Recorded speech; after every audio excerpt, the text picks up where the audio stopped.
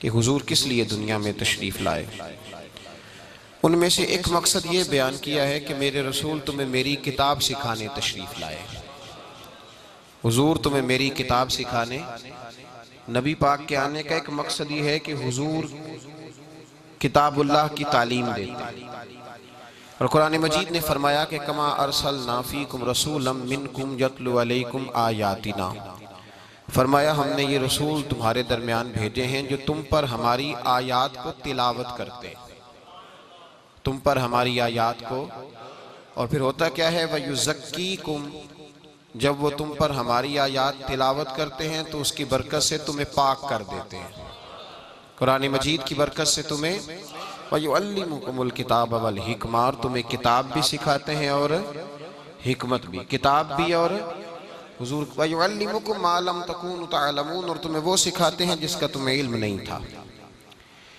नबी पाक सल्लल्लाहु ताला अलैहि वसल्लम किताब का इल्म सिखाने, कुरान मजीद सिखाने तशरीफ़ लाए और ख़ुद फरमाया हुजूर ने कि मैं उस्ताद बन के आया हूँ और मैं तुम्हें किताबुल्लाह की तालीम देने आया हूँ। नबी पाक सल्लल्लाहु ताला अलैहि वसल्लम ने हमेशा लोगों को अल्लाह के कुरान की तालीम इरशाद फरमाई। जो चीज़ें समझ में ना आने वाली थी लोगों की, वो हुजूर ने तशरीह के साथ, तौज़ीह के साथ, हिकमत के साथ, तवज्जो है ना मेरी बात पर आप दोस्त, हिकमत और दानाई के साथ महबूब ने वो बातें दिलों तक उतारी। नबी पाक सल्लल्लाहु ताला अलैहि वसल्लम ने, अब जहाँ पढ़ाया जाता है उस इदारे का कोई ना कोई नाम होता है। रसूल पाक सल्लल्लाहु अलैहि वसल्लम ने दर्स व तदरीस के लिए सबसे पहले एक जगह का इंतखाब फरमाया जो हजरत अरकम का घर था, उसे दारे अरकम कहा जाता था। दारे अरकम के अंदर नबी पाक सल्लल्लाहु अलैहि वसल्लम ने तालीम व ताल्लुम का सिलसिला शुरू किया। इब्तदाई लोग जो हुजूर से दीन की तालीम लेने वाले, हज़रत अबू बकर सिद्दीक़ रदी अल्लाह ताला अन्हु, हज़रत अम्मार बिन यासर रदी अल्लाह ताला अन्हु, हज़रत मुसअब इब्न उमैर रदी अल्लाह ताला अन्हु, हज़रत जनाब सैयदना उमर फारूक रदी अल्लाह ताला अन्हु, मक्की ज़माने में जितने लोग मुसलमान हुए वो जिस मदरसे में जाके तालीम हासिल करते थे उसका नाम दारे अरकम था। वहाँ बैठ कर वो दीन की तालीम लेते थे, दारे अरकम उसको कहा जाता था। उसके अंदर नबी पाक सल्लल्लाहु अलैहि वसल्लम ने एक माहौल बनाया। अगरचे छुप के लोग आते थे, लोगों की नजरों से छुप के आते थे, लेकिन वहां आते थे और आके पढ़ा करते थे। दारे अरकम के बाद जब मामलात आगे बढ़े और सैयद आलम सल्लल्लाहु ताला अलैहि वसल्लम ने पसंद फरमाया कि माहौल को बढ़ाया जाए, तो हुजूर थोड़ा बाहर निकले, फिर हालात कशीदगी की तरफ बढ़े। अल्लाह पाक ने अपने महबूब को मदीने की जानिब हिजरत करने का हुक्म इरशाद फरमा दिया। हुजूर मदीना तैयबा तशरीफ ले गए। वहां जाके हुजूर ने जो सबसे पहला काम किया वो क्या था, बोल के बताएं। मस्जिद हुजूर ने बनाई, मस्जिद कुबा की बुनियाद रखी। फिर सैयद आलम सल्लल्लाहु अलैहि वसल्लम जब मदीना शहर में गए तो हुजूर ने मस्जिद नबवी की बुनियाद रखी। ये मस्जिद पूरा मरकज थी दीन का। जो काम हम मस्जिद से लेते हैं ना, वो तो ये है कि नमाज पढ़ने चले गए, जुमा पढ़ने चले गए, बड़े खैर के काम है। हाँ, अगर कभी कसम उठानी हुई, किसी को कहना हुआ कसम उठा, तो फिर चले गए, ये भी एक रिवाज है। सहाबा किराम ने मस्जिद से जो काम लिया वो ये था कि उन्होंने अपनी निजी जिंदगी से लेकर कौमी जिंदगी तक, अपने जाती मामलात से लेकर मुआशरती मामलात तक सारे के सारे मस्जिद के साथ जोड़ दिए। नबी पाक सल्लल्लाहु अलैहि वसल्लम उनकी जाती बातें भी मस्जिद में बैठ के उन्हें बताते थे, कौमी मुआशरती आलमी बातों के बारे में भी हुजूर मस्जिद में बैठकर इरशाद फरमाते। सियासत में नापाकी उस वक्त आई है जब सियासत मस्जिद से निकल गई है। सियासत मस्जिद से, बोलिए अब किधर गई है, अल्लाह जाने कहां कहां घूम रही है, क्या हाल हो गया है। इकबाल कहते हैं कि जलाले बादशाही हो या जमहूरी तमाशा हो, जुदा हो दीन सियासत से तो रह जाती है चंगेजी।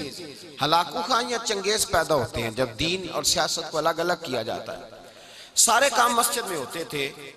हुजूर सल्लल्लाहु अलैहि वसल्लम ने महसूस किया कि कुछ लोगों को, कुछ लोग तो आते थे ज़रूरियात का इल्म सीखने, तालिबुल इल्म फरीदतुन अला कुल्लि मुस्लिम, ज़रूरियात का इल्म सीखना हर मुसलमान पर फर्ज है।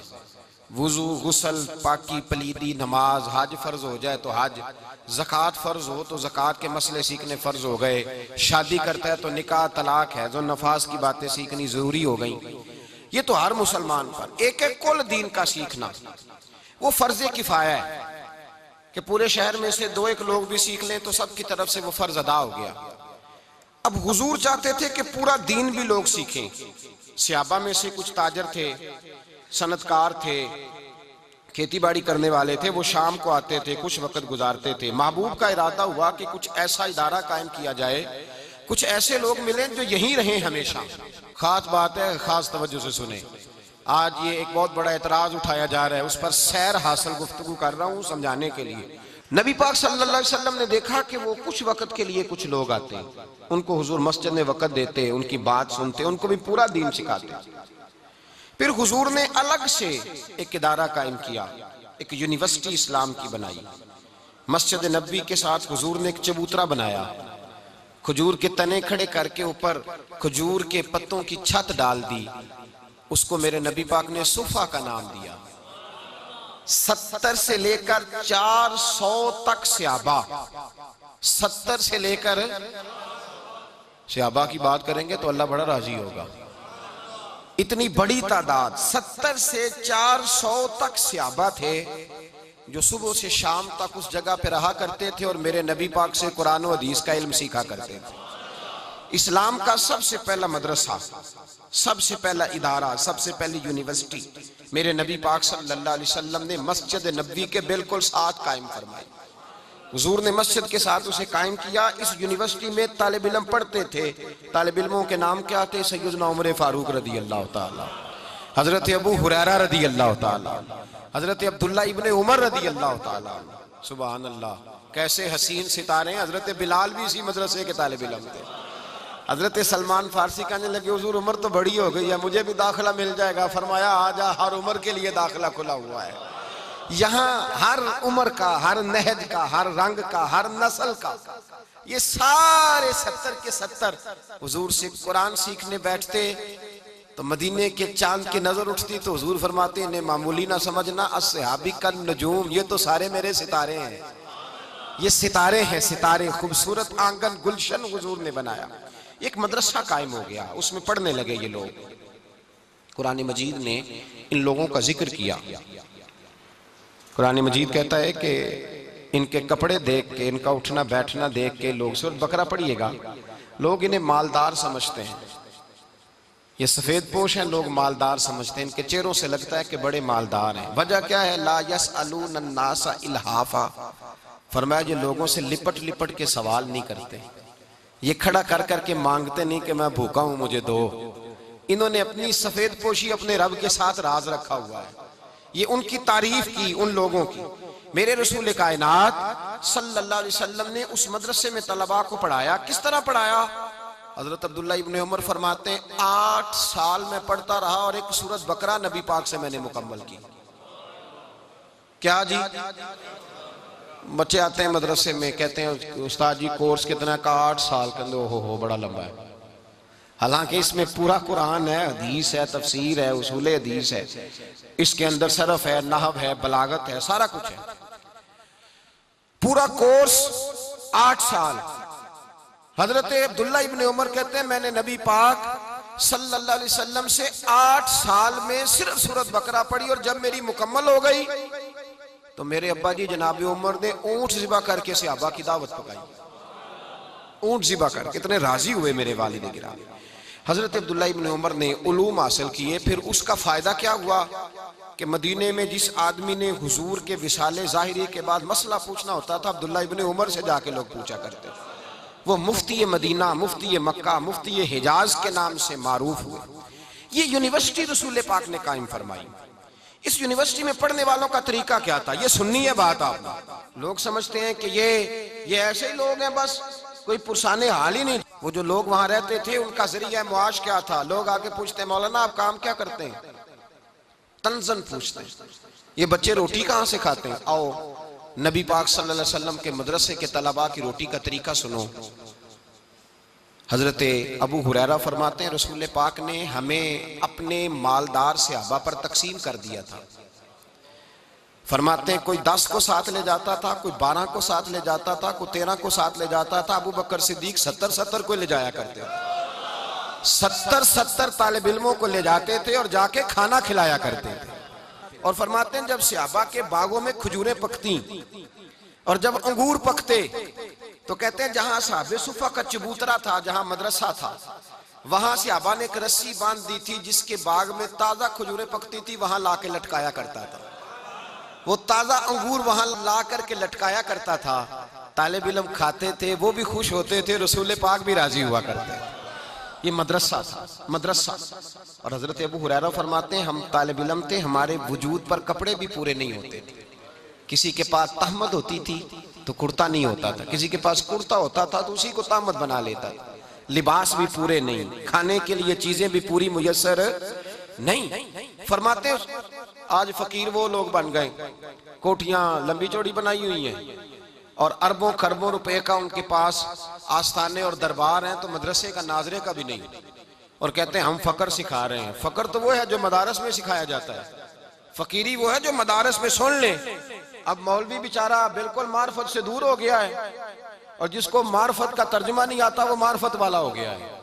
निरंगिए सियासत दौरान तो देखिए यहाँ मंजिल उन्हें मिली है जो शरीके सफर न थे। अजीब चक्कर चल गया।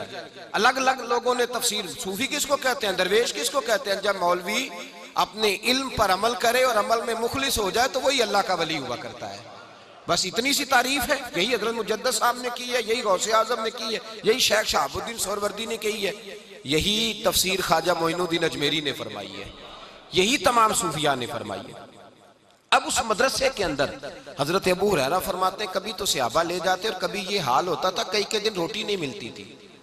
गुर्बत, फकर, दरवेशी। हजरत अबू हुरैरा, वो बड़ी प्यारी हदीस है साहब सुफा की। हजरत अबू हुरैरा रदी अल्लाह ताला अन्हु फरमाते हैं कि बड़ी भूख लगी थी, कई दिन बीत गए, खाने को चीज ही कोई ना मिली, खाने को शय कोई ना मिली, कई दिन गुजर गए। फरमाते हैं कहीं से एक दूध का प्याला आया, मेरे मुस्तफ़ा करीम ने दस्ते मुबारक में पकड़ा, मेरी नजर पड़ी तो मेरा दिल करे सारा मुझे ही मिल जाए।